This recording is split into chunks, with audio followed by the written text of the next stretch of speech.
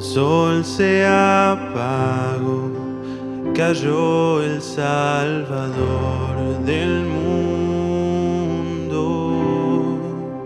Su cuerpo en la cruz, su sangre derramó, el peso del pecado sobre él.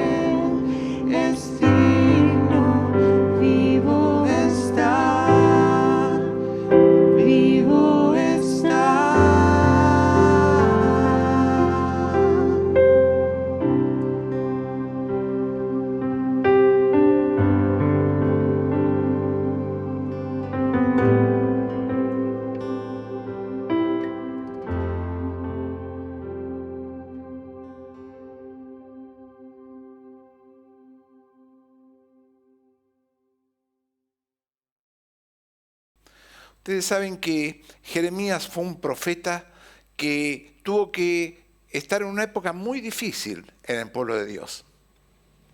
Tuvo que llevar las noticias de que iban a ser dominados por Babilonia, por Media Persia, que iban a llegar ellos a lo que era Judea, el reino del sur en esa época, y los iban a dominar, llevar a todos presos.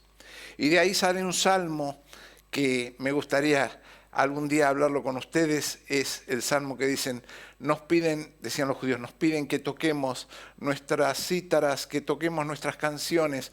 ¿Cómo vamos a estar contentos si estamos cautivos? Y el hombre, sin darse cuenta, sin querer darle la espalda a Dios, le da la espalda a Dios y se olvida de él. Jeremías decía que la ineficacia de la religión externa era terrible. ¿Qué es lo que pasa hoy en el poscristianismo? Una vez yo le pregunté a un compañero de trabajo si era cristiano y se enojó conmigo, me dice, ¿qué soy, un animal? Él pensaba que ser cristiano era solamente ser un ser racional. Él pensaba que ser cristiano era ser un ser humano con afectos, con cariños. No, ser cristiano significa llevar a Cristo adentro. Y cuando usted y yo decimos que somos cristianos, debemos tener algo que nos identifique, que nos diferencie con Cristo. El apóstol Pablo, escribiendo a Romanos, daba un panorama bastante sombrío de lo que el hombre hace en su religiosidad, lo que el hombre busca. Y nosotros, cuando hablamos de que el hombre está en una constante búsqueda, está en un constante estado de insatisfacción, es porque él busca cosas que llenen su vacío, que llenen su corazón, que llenen su alma, que solo la puede encontrar en Dios. Miren, quien no ha logrado algún objetivo en su vida y cuando llegó a ese objetivo dijo, ya está, ¿y ahora? Vamos por más. Y el objetivo se va corriendo, así como le ponen la zanahoria al burro para que camine. Y siempre hay un objetivo que cumplir en nuestro trabajo, en nuestra función, en nuestros estudios. Siempre hay un objetivo y siempre el objetivo nunca se alcanza, siempre está corriendo detrás del objetivo. Y el hombre detrás de ese objetivo tan básico, tan mundano, tan de acá de este mundo, se olvida que el objetivo principal del ser humano es alabar a Dios y gozarse en lo que Dios hizo para cada uno de nosotros. El apóstol Pablo escribía, cuando escribe en Romanos capítulo 1, versículo 21, dice, pues habiendo conocido a Dios, los hombres no le glorificaron como a Dios, ni le dieron gracias, sino que se envanecieron en sus razonamientos y su necio corazón fue entenebrecido. Profesando ser sabios, se hicieron necios.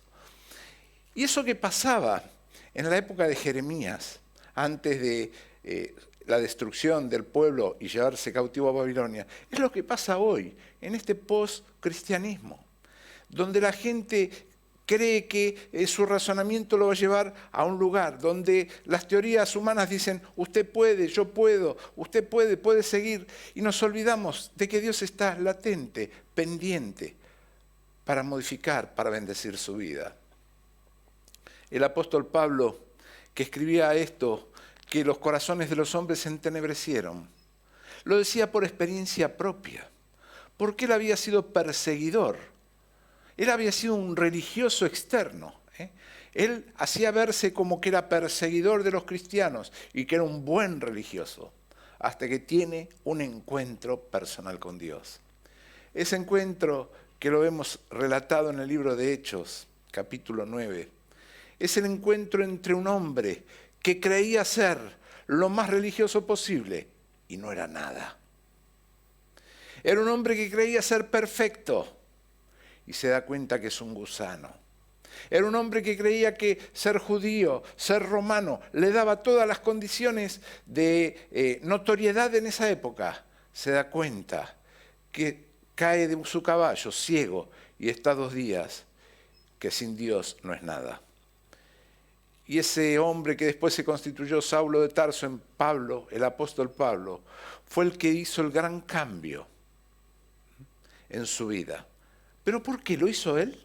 No. Lo hizo la presencia de Dios cuando lo buscó. Y yo quiero que usted sepa que Dios lo está buscando. Que deje de estar en una religiosidad aparente. Es muy bueno ir a la iglesia, es muy bueno titularse cristiano, es muy bueno postear textos de la Biblia, pero si su vida no ha cambiado, de nada sirve todo ese externo, pompaje externo que nos rodea. Miren, el hombre tiene la religión como algo externo. Después también tiene una búsqueda insaciable en otras fuentes. Porque la paz que solo Dios puede dar en nuestro corazón, la busca en otros lados. En la época de Jeremías pasaba lo mismo. Había profetas, falsos profetas, que decían paz, paz. Y era mentira. Porque cada vez los enemigos se acercaban más al pueblo y Jeremías lo decía, él estuvo con 5 reyes, le avisaba a los reyes que se venía la invasión si el pueblo no se arrepentía y volvía a Dios. Y el pueblo se olvidó de Dios. se olvidó de sus principios. Pero ¿saben qué? Le echaban la culpa a Jeremías de que culpa de él iban a ser llevados cautivos. Miren ustedes, mataban al mensajero y no hacían caso al mensaje. Y nosotros muchas veces hacemos lo mismo. Escuchamos al mensajero y decimos, oh, qué bien que habla, oh, me gustó esto o no me gustó lo otro. Pero no, el mensaje no cala en nuestra vida y eso es lo que no nos sirve. Eso es lo que cuando Dios habla quiere para nuestra vida. Quiere que la palabra de Él sea llevada adentro y que pueda hacer efecto.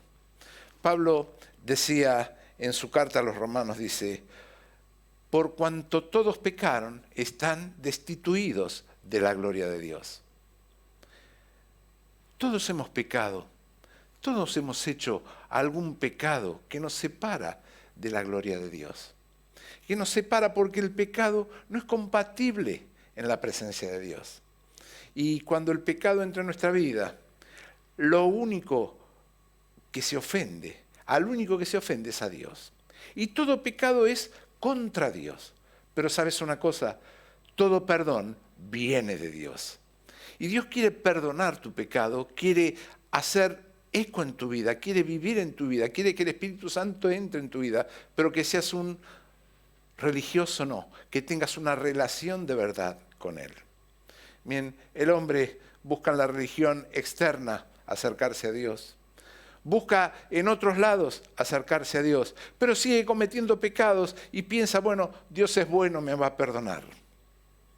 Dios quiere perdonar su pecado, pero quiere también que su vida haga un giro y solamente Él lo puede hacer.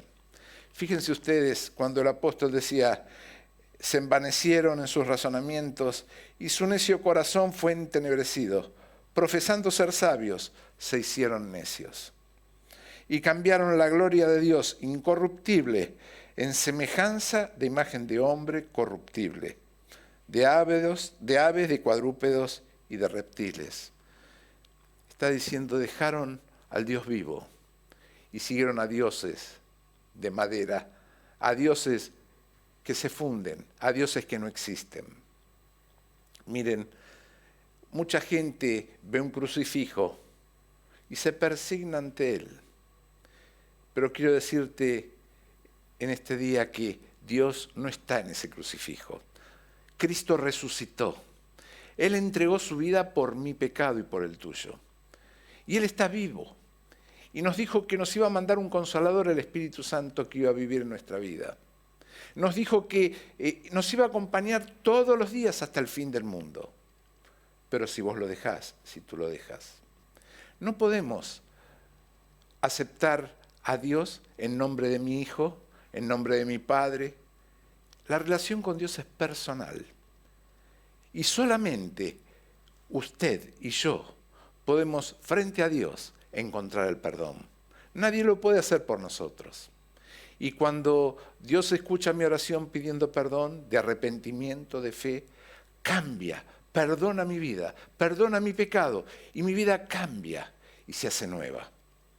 Cuando Jeremías daba estas noticias malas al pueblo de Israel, era una noticia fea la que decía de parte de Dios. Y claro, a veces los que predicamos el Evangelio tenemos que decir que el pecado nos aleja de Dios. Y el pecado es una palabra fea, es una palabra que a nadie le gusta escuchar. Usted es un pecador. Pero es lo que Dios dice y lo que Dios nos manda a decir. Pero junto con esa palabra viene también la gracia, el regalo de Dios en la persona de Cristo. Qué interesante pensar que el hombre se ha perdido por su culpa, se ha buscado su propio camino y erró. Sin embargo, Dios ha mandado a su Hijo a morir por cada uno de nosotros para que Él pueda pagar el precio de mi pecado y del suyo. Qué dichoso se siente el cristiano cuando siente que Dios ha perdonado su culpa y ha dicho, no tiene más culpa. El apóstol Pablo decía, el acta de decretos, un acta que dice, usted ha hecho esto, fue cancelada, fue sacada, porque Cristo pagó el precio.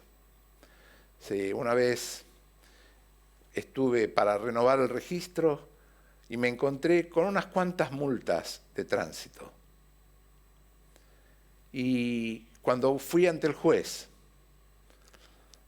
y yo iba dispuesto a tener que pagar lo que sea, porque algunas no sabía ni qué eran, me dijo, esta está vencida, esta está mal hecha, bueno, pague una sola. Y puso un sello y pagué una sola multa. ¡Qué alivio! Pero era un juez, un abogado del gobierno de la ciudad.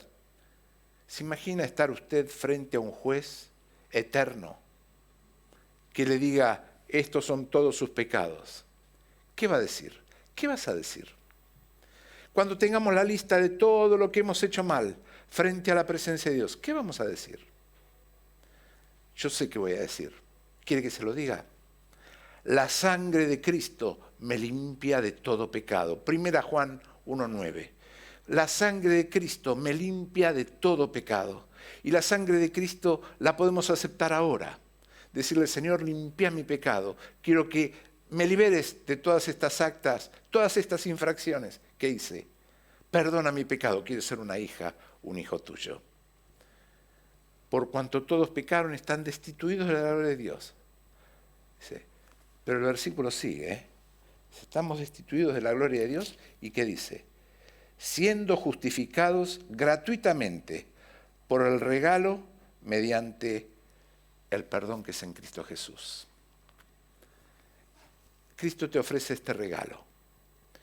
En esta época nadie regala nada. Sin embargo, Dios quiere regalarte el perdón eterno. Pensá cuando estés frente a ese juez eterno, poderoso, y te pregunte, ¿qué hacemos con estos pecados? Ya va a ser tarde para decir la sangre de Cristo me limpia de todo pecado. Lo tenemos que decir hoy. Y hoy es el día de gracia, hoy es el día del regalo, hoy es el día que Cristo quiere que tú te acerques y que le entregues su vida. Una oración sencilla, de arrepentimiento, fe, pidiéndole y el Espíritu Santo entrará en tu vida. Quiero invitarte a que puedas recibir a Cristo en tu corazón, en una forma personal, directa, sin intermediarios, sin costo, gratuita. Ese es el perdón que Cristo ofrece para cada uno de nosotros por la eternidad. Es un regalo digno de aceptar. Espero que lo hagas hoy, que dejes de vivir con tus pensamientos y puedas descansar en la mano de Dios. Ojalá que lo hagas así y que aquellos que están quizá viviendo una religión externa puedan decir, quiero vivir la nueva vida con Cristo. Ojalá que lo hagamos así y que en esta semana podamos caminar tomados de la mano de Dios.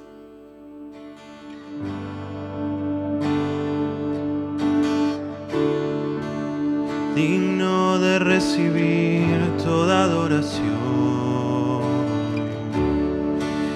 digno de recibir hoy esta canción,